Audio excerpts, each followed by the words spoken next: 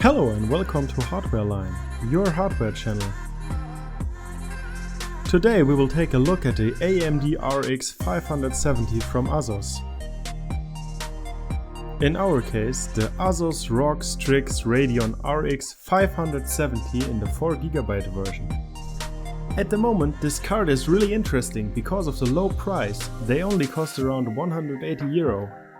So we have a good price-performance ratio. It's something for the people who won't spend so much in a graphic card at the moment.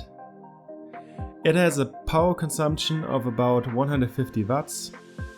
It will be connected with an 8-pin PCIe power connector, has 2 VANs and is made in a dual slot design.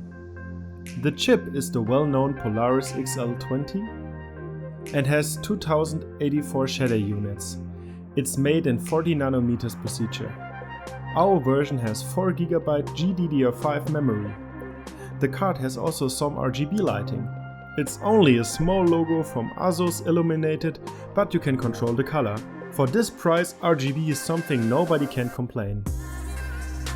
Now we will stop talking about the technical specifications.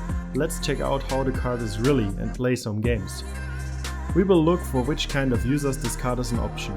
First we will look at the FPS numbers of some games. In Counter-Strike Global Offensive, we have really solid 100 to 160 FPS at Full HD and maximum settings.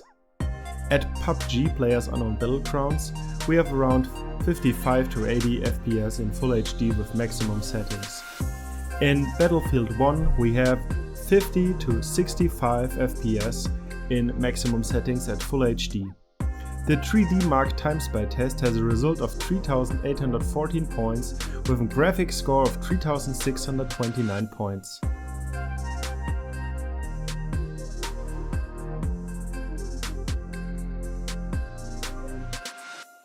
In Battlefield 1 we have 50 to 65 FPS in maximum settings at Full HD.